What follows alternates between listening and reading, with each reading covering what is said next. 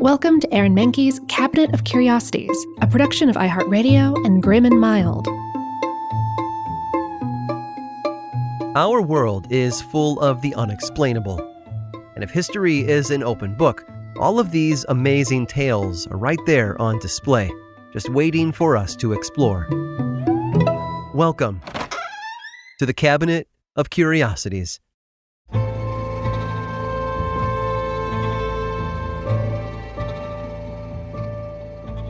It's always the quiet ones, the folks who don't say much, who don't act up or lash out.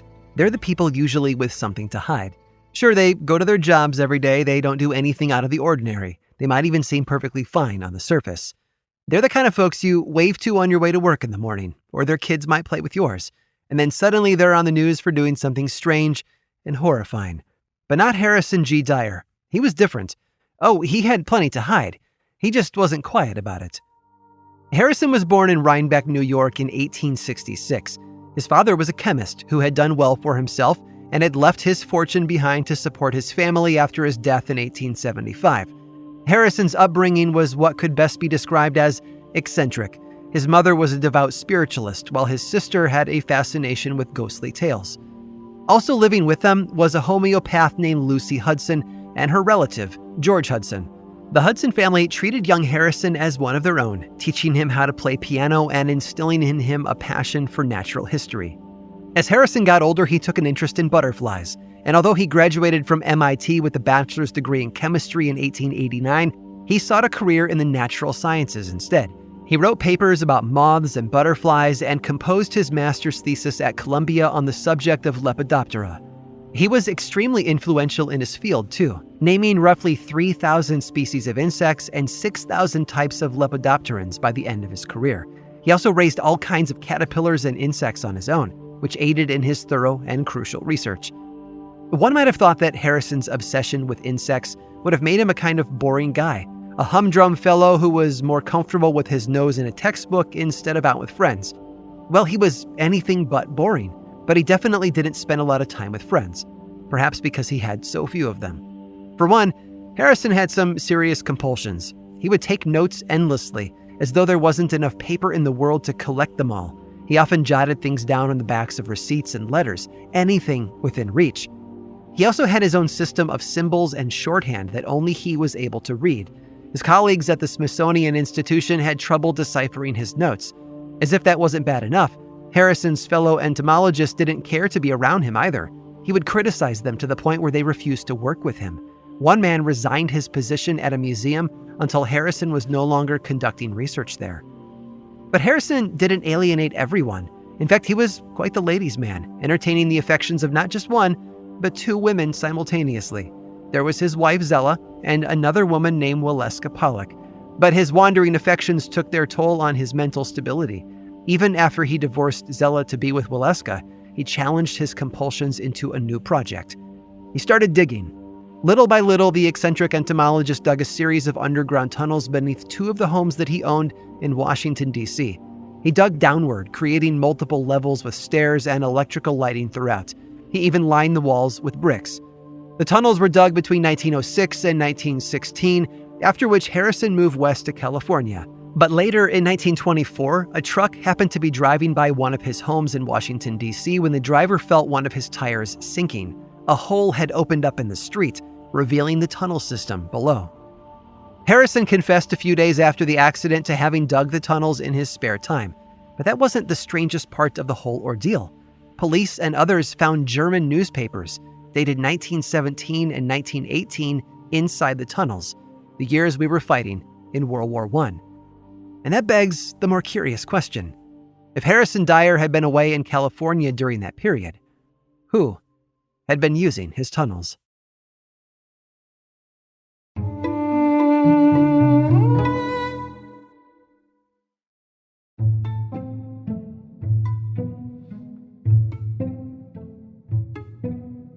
Everyone deserves a fair shot.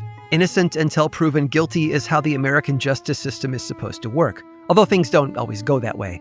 But in 1849, justice truly was blind in what was declared one of the fairest and most impartial murder trials in American history. And the whodunit wasn't even the most fascinating part. It was the who solved it. 60-year-old George Parkman was a member of the Boston elite. He had come from a rich family and owned several tenement buildings in the city. He would walk from one slum to the next, collecting his rents at the same time every month, and heaven help the person who couldn't pay up. You see, aside from his job as a landlord, Parkman was also a loan shark, and anyone who couldn't pay back what they owed found themselves in a whole mess of trouble. Such as Dr. John White Webster. Webster was a graduate from Harvard Medical School and also a professor there. However, he had stopped practicing as a doctor and turned to teaching chemistry and geology instead. He wasn't making as much money as before, and he was in severe debt, so Webster had gone to Parkman for help in maintaining his lifestyle. There was just one problem. He couldn't pay Parkman back. He was terrible at managing his finances and wound up mortgaging his gem collection to Parkman to cover some of what he owed. As things got worse, the former doctor went ahead and mortgaged the gems to 2 other creditors, right under Parkman's nose. What he didn't realize at the time, though, was that one of those creditors happened to be Parkman's brother-in-law, who told him about what Webster was trying to pull. Parkman went to the medical school and gave him the ultimatum: pay up or face the consequences. Webster promised that he would have his money by the Friday before Thanksgiving, so loan shark Parkman showed up at around 1:45 that afternoon to collect what he was owed. And he was never heard from again. His family believed that he had been mugged for the wads of money that he often carried. It had happened before, so they reached out to the police, who started asking around town for information. Local hooligans hadn't seen him, and there was no sign of him in the Charles River either. Finally, they headed over to the medical school to search for any signs of him. Their first stop was the basement apartment of one of Webster's coworkers, a man named Ephraim Littlefield. Littlefield watched as the officers poured over his belongings and looked through his closets to no avail. Littlefield became their prime suspect. Since he lived in the school's basement, he was able to procure dead bodies from local grave robbers at any time, day or night. He also made money on the side by disposing of cadavers from accidental deaths as a result of poor medical care. Littlefield was known to the police already, but they couldn't find any evidence in his apartment, so they moved on to Webster himself. The professor was holed up in his lab next door when he let the police in to conduct their search, and as with Littlefield's apartment, they came up empty there as well. There was, however, a latrine and a locked closet in the lab that the officers asked about. Webster assured them that it was locked for good reason. It was full of explosive materials. The cops left it at that and went on with their investigation elsewhere. But Littlefield knew something was wrong. You see, he spent time in the man's lab as well, usually when Webster was out teaching or gone for the night. But now, whenever Webster left his lab, he locked the door behind him. Webster had also bought Littlefield an 8-pound turkey for him for Thanksgiving, an unexpected gesture from a man who was often in debt and didn't really interact much with his neighbor. So on Thanksgiving, when the medical building was empty, Littlefield took a hatchet and a chisel and started to dig his way through the wall into the pit under Webster's private latrine. And after a few hours of hacking away, he found exactly what he was looking for. The police were called once again, this time to go through the entirety of Webster's lab. Littlefield, you see, had discovered a human pelvis inside the latrine, while officers found dentures and bones in the professor's furnace. And perhaps the most unsettling discovery of all was made in Webster's tea chest. Inside was the gem collection that he had mortgaged 3 times, under which was a rib cage with a leg inside of it. It seems George Parkman, well, what was left of him, had finally been found. Word about the murder spread throughout Boston. It was the talk of the town, but who had been behind it? Had it been the esteemed professor or Ephraim Littlefield, the man who seemed to know just where to find the body? Maybe he had killed Parkman so that the school had another corpse to dissect. Or perhaps someone had come to him to get rid of it for a small fee. Everyone was going to find out. Webster was charged with Parkman's murder and put on trial. It was presided over by Chief Justice Lemuel Shaw, who happened to be the father-in-law of Moby Dick novelist Herman Melville. It was a case of he said, but after all the evidence had been presented and the witnesses had testified, the jury came to an easy verdict. Dr. Webster was guilty.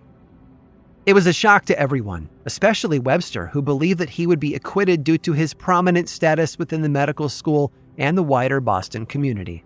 Unlike Littlefield, he had graduated from Harvard. He was a professor. He must have been framed by a jealous colleague. But that wasn't the case. After the verdict was announced, Webster confessed to having killed Parkman by bashing him in the temple with a piece of wood. He was ultimately hanged for his crimes on August 30th of 1850. And as for Ephraim Littlefield, it was true that he worked alongside Webster, but he wasn't a doctor, nor was he a professor. Littlefield wasn't rich or powerful. He was just a resourceful and curious man with a hunch that had blown a murder investigation wide open. Oh, and he also happened to be the school's janitor. I hope you've enjoyed today's guided tour of the Cabinet of Curiosities. Subscribe for free on Apple Podcasts or learn more about the show by visiting curiositiespodcast.com. This show was created by me, Aaron Mahnke, in partnership with How Stuff Works. I make another award-winning show called Lore, which is a podcast, book series, and television show, and you can learn all about it over at theworldoflore.com. And until next time, stay curious.